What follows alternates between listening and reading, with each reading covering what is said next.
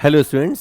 आज अपन इकोनॉमिक्स का एक टॉपिक कवर करेंगे, उसका नाम है यूटिलिटी एनालिसिस, उपयोगिता विश्लेषण।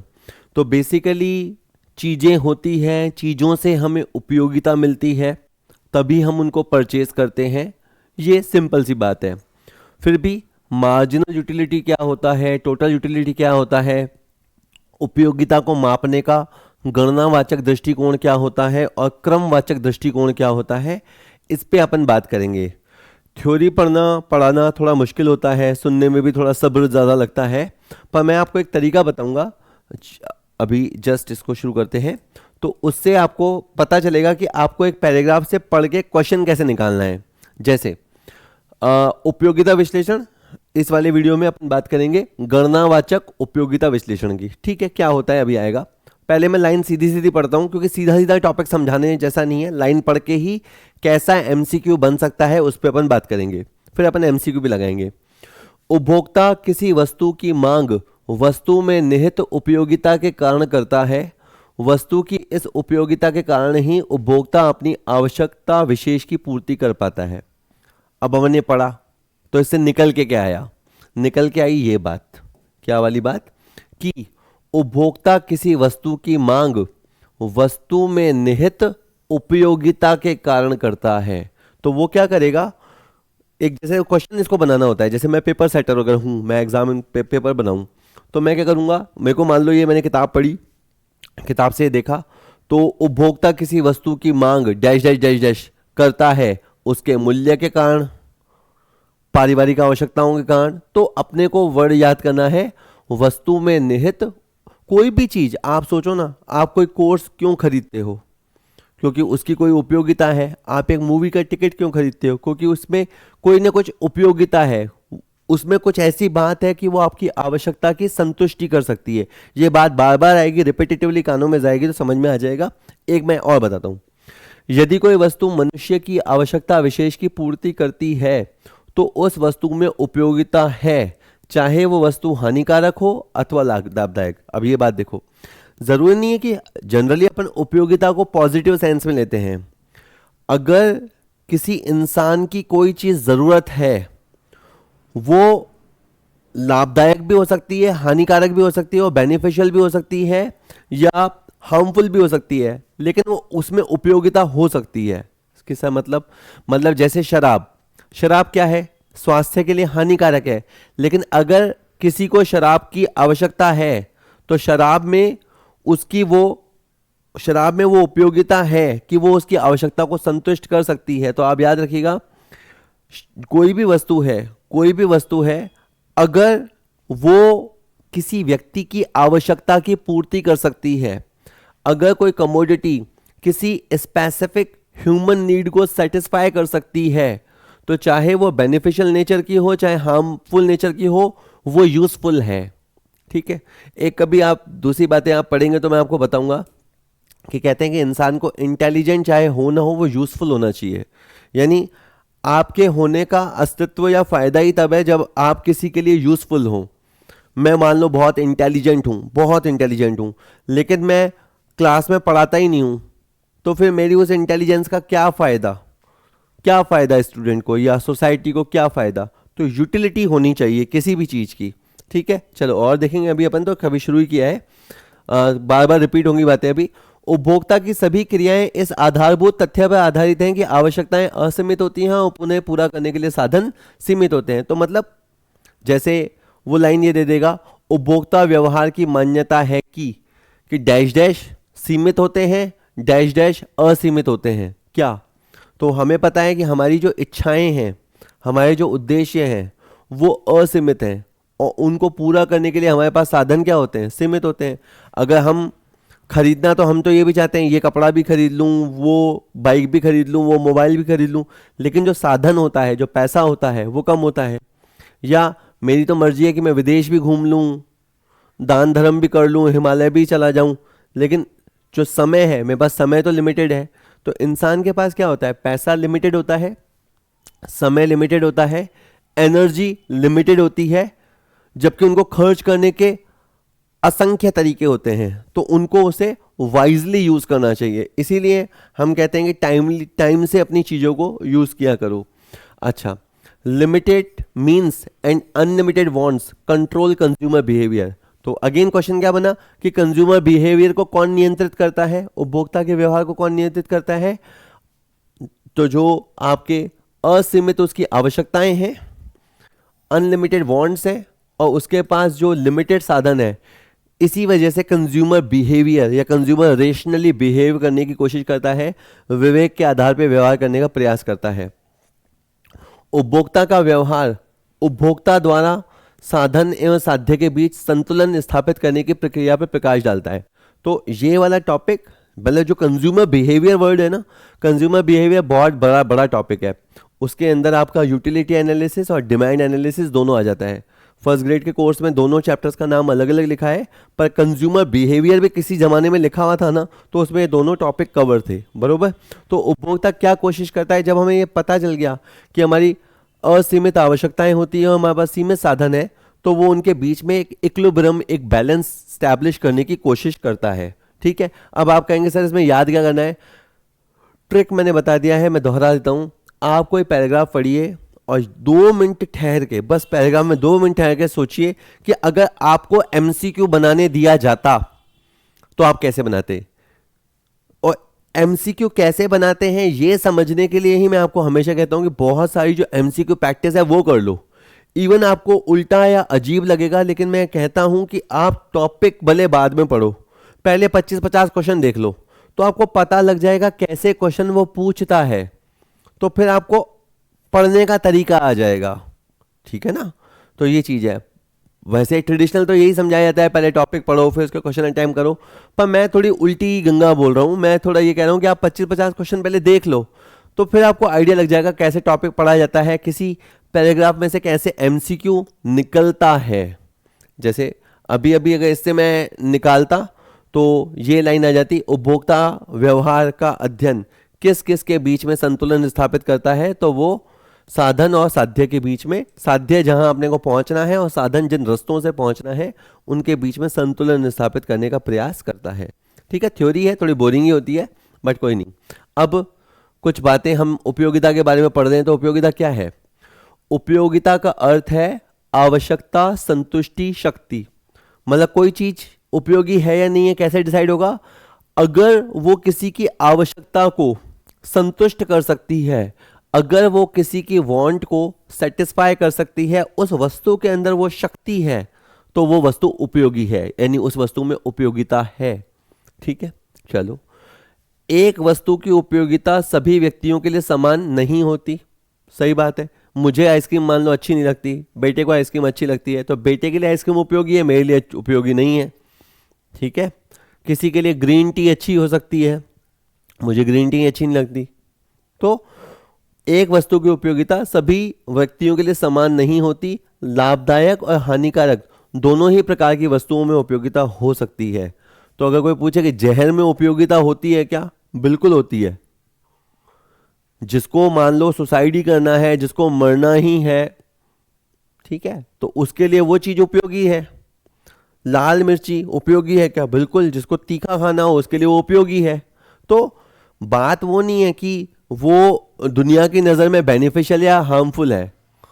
अगर वो किसी का पर्पस सॉल्व करती है, किसी की आवश्यकता को वो सेटिस्फाई करती है, तो वो वस्तु उपयोगी है। ठीक है, चलो। उसके बाद उपयोगिता शब्द सापेक्षिक है, तो वो बोल देगा उपयोगिता शब्द है सापेक्षिक, निरपेक्ष, सापेक्ष एवं निरपेक्ष दोनों, न सापेक्ष न निरपेक्ष। बस बन गया क्वेश्चन। तो आपको याद करना है उपयोगिता शब्द क्या है? सापेक्षिक है, रिलेटिव है, मतलब वो समय काल परिस्थितियों के अनुसार बदलता रहता है। इसका बिल्कुल सिंपल एग्जांपल अभी आगे भी आएगा। स्वेटर, स्वेटर सर्दियों में उपयोगी है, गर्मियों में उपयोगी नहीं है तो स्वेटर ही, पर उसकी उपयोगिता क्या है? सापेक्षिक, जो समय के स्थान बदल गई। मादक पदार्थ स्वास्थ्य के लिए हानिकारक होते हुए भी मादक पदार्थ भोगी व्यक्तियों के लिए उपयोगिता रखते हैं, ये वो हार्मफुल वाले के साथ अपन ने समझ लिया। अच्छा, utility is a function of intensity of want, मतलब आप किसी चीज को कितनी तीव्रता के साथ चाहते हैं वो तय करता है उसकी उपयोगिता। ठीक है, एक ऐसे आपको मैं एग्जांपल ऐसे ही बता देता हूँ, शादी उपयोगी है या नहीं है? तो जो छोटा बच्चा है, मान लो 8-10 साल का, उसके लिए उपयोग शादी जैसी घटना की, इसमें वस्तु घटनाएं सेवाएं सब आ जाती है, शादी जैसी घटना की कोई उपयोगिता नहीं है। लेकिन एक बच्चा जब बड़ा हो गया है, उसकी जब फिजिकल नीड्स हो गई हैं, तो उसके लिए शादी बहुत उपयोगी चीज हो गई। तो वस्तु के उपभोग की इच्छा उपयोगिता को जन्म देती है। मतलब किसी चीज में उपयोगिता है या नहीं, तो ये इस पे डिसाइड होगा कि कोई उसको कंज्यूम करना चाहता है या नहीं। प्रोफेसर फ्रेजर के शब्दों में उपयोगिता केवल इच्छा करना है। मतलब उसने तो बहुत सिंपल बोला है, यूटिलिटी क्या है? कुछ नहीं है, वो एक सिंपल डिजायर्डनेस है। अगर किसी को कोई चाहता है तो वो वस्तु जिसको चाहा जाता है वो उपयोगी हो जाती है। इस प्रकार अनैतिक कार्य जैसे चोरी, डकैती आदि भी किसी व्यक्ति विशेष को उपयोगिता दे सकते हैं।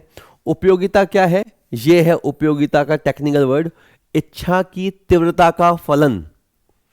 इच्छा की तीव्रता, कितनी इंटेंसिटी से आप उसको चाहते हो।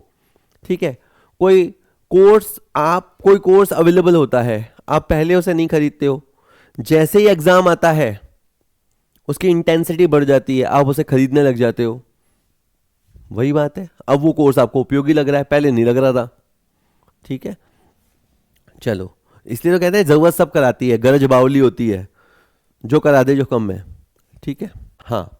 इसके बाद इंग्लिश में पढ़ें, the higher the intensity of desire for consumption a consumer has for a specific commodity, the more utility they will drive from consuming it. Hindi में पढ़ सकते हैं पर इसको भी समझने की कोशिश करते हैं। The higher the intensity of desire for consumption, किसी कंज्यूमर में किसी वस्तु को कंज्यूम करने की इच्छा जितनी इंटेंस होती है, जितनी तीव्र होती है, उस वस्तु का कंजम्पशन उतनी ही ज़्यादा उपयोगिता आपको देता है। आप मान लीजिए एक पूरे दिन आपने खाना नहीं खाया, व्रत रखा या खाना नहीं मिला, कहीं बाहर गए थे खाना नहीं मिला, तो रात का जो भोजन होगा वो आपको बहुत उपयोगी लगेगा, क्योंकि उसमें आपको उस खाने को कंज्यूम करने की तीव्र इच्छा जाग गई है। तो इच्छा की तीव्रता का फलन उपयोगिता है। भोजन वही है, मम्मी वही रोज 4 रोटी 2 सब्जी देती है, लेकिन आज वो आपको ज़्यादा उपयोगी लग रहा है। ठीक है, और जैसे जैसे उपभोक्ता किसी वस्तु विशेष का उपभोग करता चला जाता है, उसके उपभोग की इच्छा की तीव्रता कम होती चली जाती है। ठीक है, और मान लीजिए कि किसी दिन आपने सुबह नाश्ता भरपेट खा लिया, दिन में मम्मी खाना पूछ रही है, वही खाना जिसको खाने के लिए कल मरे जा रहे थे, लेकिन आज क्या हो रहा है, मम्मी भूख नहीं है, अब वो खाना आपके लिए उपयोगी नहीं है। ठीक है, तो बेसिकली ये इंटेंसिटी ऑफ कंजम्पशन पे डिपेंड करता है। आसान बातें हैं, समझ में आ रही है। क्वेश्चन जब लगाएंगे तो आप लोगों को समझ में आ जाएगा, अच्छा ऐसा क्वेश्चन आएगा। अच्छा, एक वर्ड है यूटिलिटी और एक वर्ड है सेटिस्फैक्शन। ये दोनों वर्ड एक जैसे नहीं है। मतलब एक दोनों में सिमिलैरिटी ये है कि दोनों साइकोलॉजिकल कॉन्सेप्ट है, दोनों मनोवैज्ञानिक है। उपयोगिता भी मनोवैज्ञानिक तथ्य है और संतुष्टि भी मनोवैज्ञानिक तथ्य है। लेकिन फर्क क्या है? उपयोगिता बेसिकली अनुमानित संतुष्टि है और संतुष्टि वास्तविक संतुष्टि है। जैसे मान लो कि कोई पिक्चर, बहुत दिन से हमने पिक्चर नहीं देखी, मूवी नहीं देखी, तो हम एक मूवी को देखने जाते हैं, 150 रुपये का टिकट है, 200 रुपये का टिकट है, हम उसे खरीदते हैं। इस सोच के साथ खरीदते हैं कि हमें यूटिलिटी मिलेगी, और अंदर जाने के बाद 2-3 चीज़ें हो सकती है। हो सकता है वाकई में उतना ही मज़ा आए, जिसको अपन बोलते हैं वैल्यू फॉर मनी। हो सकता है सुपर डुपर मज़ा आ जाए, आप बहुत खुश होकर आते हो, यार मज़ा आ गया। ऐसी पिक्चर जो मतलब जो 400-500 रुपए की वैल्यू रखती है, वो आपको 200 में देखने को मिल गई। और आप, ऐसा भी हो सकता है कि आप गाली बक के निकलो, बंडल मूवी थी, बेकार मूवी थी, 2.5 घंटे खराब हो गए क्योंकि उसके अंदर वैल्यू नहीं मिली आपको। तो जो आप सोच के चले वो यूटिलिटी है, और जो उसको कंज्यूम करने के बाद आपको वास्तव में मिला वो सेटिस्फैक्शन है। तो कहता है ये दोनों के दोनों ही मनोवैज्ञानिक विचार है, पर दोनों में बिंदु है। उपयोगिता का अर्थ है अनुमानित संतुष्टि। ये फिर एक एमसीक्यू बन गया। उपयोगिता का अर्थ है अनुमानित संतुष्टि, वास्तविक संतुष्टि, उपरोक्त में से कोई नहीं, उपरोक्त दोनों। उपयोगिता का अर्थ है अनुमानित संतुष्टि, वहीं संतुष्टि का अभिप्राय है वास्तविक रूप से अनुभव की गई संतुष्टि, एक्चुअली रियलाइज्ड सेटिस्फैक्शन। वास्तविक संतुष्टि अनुमानित संतुष्टि से कम, ज़्यादा अथवा बराबर हो सकती है, लेकिन कभी भी उपयोगिता टॉपिक की बात की जाए तो हम अनुमानित संतुष्टि लेकर चलते हैं। ठीक है। अच्छा, आधुनिक अर्थशास्त्री उपयोगिता का अर्थ अनुमानित संतुष्टि से लगाते हैं। ठीक है, क्योंकि अनुमानित संतुष्टि क्या करती है, उपभोक्ता की तीव्रता पर निर्भर करती है। मतलब अपन ने कई दिन से पिक्चर नहीं देखी, अब आप ये भी देखो, मान लो मैं कल पिक्चर देख के आया हूं, तो आज मेरे को पिक्चर देखने की इतनी इच्छा नहीं होगी अगर मैं कोई मूवी लवर या सीरियल मूवी वॉचिंग करने वाला बंदा नहीं हूं, तो आज मूवी देखने की उतनी इच्छा नहीं करेगी। लेकिन मैंने 6 महीने से कोई पिक्चर नहीं देखी, तो फिर क्या होगी, उसकी तीव्रता बढ़ जाएगी। तो आप समझ गए ना, उपयोगिता क्या है, किसी वस्तु को कंज्यूम करने की जो आपकी इच्छा है, उसकी जो स्पीड है, जो उसकी इंटेंसिटी है, तीव्रता है, उस पर निर्भर करती है।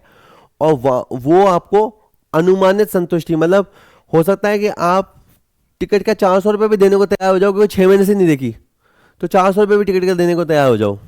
और कल ही पिक्चर देख के आओ तो हो सकता है 100 रुपये में भी टिकट ना देखो। तो अनुमानित संतुष्टि पर निर्भर करता है। इस प्रकार उपयोगिता का अर्थ इच्छा करने की तीव्रता से है, न कि इच्छित वस्तु के उपभोग से प्राप्त वास्तविक संतुष्टि से। वो तो फिर बाद में हमें पैसा पता चलता है कि पैसा वसूल हुआ नहीं हुआ, लेकिन जहाँ तक हम यूटिलिटी निकालते हैं, तो यूटिलिटी निकालने से मतलब यही होता है कि हम जो इच्छा करते हैं उस इच्छा की तीव्रता से उसका मतलब होता है। ठीक है, वापस ये जो बातें अपन ने सुनी है, वापस ये बातें दोहरा रहे हैं। मैं कई बार हिंदी में कई बार इंग्लिश में पढ़ूंगा ताकि दोनों तरह के स्टूडेंट्स का काम हो जाए। Utility is a psychological concept. ठीक है, उपयोगिता का कम या अधिक होना उपभोक्ता की मानसिक दशा पर निर्भर करता है। तो बेसिकली यूटिलिटी का कोई ऐसा फिक्स कॉन्सेप्ट नहीं है। कॉफ़ी मुझे पसंद हो सकती है, किसी को नहीं पसंद हो सकती है, किसी को बहुत ज़्यादा पसंद हो सकती है, अलग अलग है। तो बेसिकली उपयोगिता किस प्रकार की धारणा या अवधारणा है, मनोवैज्ञानिक, साइकोलॉजिकल कॉन्सेप्ट है। अच्छा, दूसरा, उपयोगिता व्यक्ति परक होती है, व्यक्ति टू व्यक्ति डिपेंड करती है। मैं आपको एक छोटा सा बात बता दूं, आपको ये बात हमेशा समझ में आनी चाहिए, व्यक्ति परक क्या होता है, वस्तु परक क्या होता है। मान लो एक क्वेश्चन है, उस क्वेश्चन के 4 ऑप्शन है और जिसने पेपर सेट किया उसका आंसर सी है, तो फिर क्या होगा, जिसने सी लगाया है उन सबका राइट किया जाएगा, चाहे वो काला हो बच्चा, गोरा हो, लड़की हो, लड़का हो, कौन सी कैटेगरी का बच्चा हो, जिसने सी लगाया है उसको नंबर मिलेगा। ये क्या है, ये वस्तु परकता है। वस्तु परकता क्या है कि सी आंसर सही है तो सही है। अब व्यक्ति परकता कब आती है, व्यक्ति परकता तब आती है जब मान लो एक क्वेश्चन है और उस क्वेश्चन का 200 शब्दों में उत्तर देना है। ठीक है, तो पहले व्यक्ति ने उत्तर लिखा, फिर दूसरे व्यक्ति ने उत्तर लिखा, फिर तीसरे व्यक्ति ने उत्तर लिखा, तो फिर आप उसको चेक कर रहे हो, तो फिर आप आंसर की क्वालिटी, अगर मान लो आप आंसर की क्वालिटी पे देखते हुए नंबर दे रहे हो, तब तो वस्तुपरकता मेंटेन हो जाएगी। लेकिन अगर आप व्यक्ति देख के नंबर दे रहे हो तो फिर उसके अंदर व्यक्तिनिष्ठता आ जाएगी। या यूं भी व्यक्तिनिष्ठता आ जाती है कि जैसे एक कॉपी को मैंने चेक किया तो मैंने उसे 10 में से 7 नंबर दिए, फिर एक और गुरुजी ने चेक किया तो उन्होंने उसे 10 में से 5 दिए या 10 में से 9 दिए। तो यहाँ क्या हो गया, यहाँ वैल्यूएशन में व्यक्ति परकता आ गई, व्यक्ति टू व्यक्ति भिन्नता आ गई। अगर मान लो सी आंसर होना होता तो मैं भी सी को राइट करता, वो भी सी को राइट करते। लेकिन तो अब उपयोगिता किस प्रकार का विचार है, उपयोगिता भाई सबका तो एक जैसा हो ही नहीं सकता। जैसे मान लो मेरा टीचिंग स्टाइल है, 100 में से मान लो 40 को पसंद आता है, 60 को पसंद नहीं आता, तो व्यक्ति टू व्यक्ति डिपेंड करता है। तो उपयोगिता क्या है, ये सब्जेक्टिव है ना, ये भिन्न भिन्न व्यक्तियों के लिए वस्तुओं की उपयोगिता भिन्न भिन्न होती है। अच्छा, इसी के साथ ही हमने ये बात भी पढ़ दिया कि उपयोगिता का विचार क्या है, सापेक्ष होता है। ठीक है, मतलब समय काल परिस्थितियों के अनुसार बदलता रहता है। ठीक है, चाय आपको सर्दी में बहुत ज़्यादा उपयोगी दे सकती है, गर्मी में हो सकता है आपको उपयोगी ना लगे। तो इसीलिए कहते हैं ना कि आदमी की वैल्यू नहीं होती है, वैल्यू ज़रूरत की होती है। ठीक है, आप अभी किसी के लिए कोई आवश्यकता नहीं है, लेकिन उसको जब ज़रूरत पड़ेगी तो आपके आगे पीछे डोलेगा जब उसको ज़रूरत होती है। तो उसकी ज़रूरत आपको उपयोगी बना देते हैं, आप तो वही थे, लेकिन आपको उपयोगी बना देती है उसकी ज़रूरत। ठीक है, और मान लीजिए कोई तीव्र इच्छा होगी उसकी तो हमें वो और अधिक उपयोगी बना देगी। ऐसे ही होता है, ठीक है। तो ऐसे ही मैं बताऊँ कि जब मैं कोई वीडियो डालता हूँ तो व्यूज़ आते हैं नहीं आते हैं तो मुझे बहुत ज़्यादा फ़र्क नहीं पड़ता है, to be very honest. Views ज़्यादा आते हैं तो अच्छा लगता है, लेकिन मुझे पता है कि मेरा कंटेंट एक हद तक रोल प्ले करता है। कंटेंट से ज़्यादा रोल प्ले करती है सामने वाले की ज़रूरत। हाँ, इसमें आप ये ज़रूर कह सकते हो कि जब आप इस बात को समझ जाते हो तो फिर ये वाली बात भी आ जाती है कि फिर मुझे ऐसा कंटेंट बनाना चाहिए जिसकी लोगों को ज़्यादा ज़रूरत हो। ये वैसे मुझे समझना चाहिए। पर मैं एक बात बता रहा हूँ आपको कि जब कोई चल पड़ता है या नहीं चलता है तो थ्योरी काम करती है कि वो लोगों की ज़रूरत को पूरा कर रहा है या नहीं कर रहा है। कई बार अच्छे से अच्छा कंटेंट धूल खा रहा होता है और कई बार फालतू से फालतू कंटेंट चल पड़ता है अगर वो लोगों की ज़रूरत को पूरा कर रहा है तो, ठीक है। चलिए, तो उपयोगिता का विचार क्या है? सापेक्षिक है, समय काल परिस्थितियों के अनुसार बदलता रहता है। ये सारी बातें हो गई है, रिपीट है। एक और बात वही वाली बात है कि उपयोगिता अच्छी चीज़ों में भी हो सकती है, बुरी चीज़ों में भी हो सकती है। कांटे उपयोगी हैं क्या? बिल्कुल उपयोगी हैं। तलवार उपयोगी है क्या? है। बंदूक, जहर, नशा, ड्रग्स उपयोगी हैं क्या? हाँ, बिल्कुल उपयोगी हैं।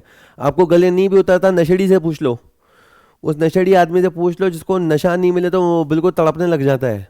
तो कई बार तो घर वाले उसको दे देते हैं कि साले को नहीं मिला तो वैसे ही मर जाएगा, तो दे देते हैं।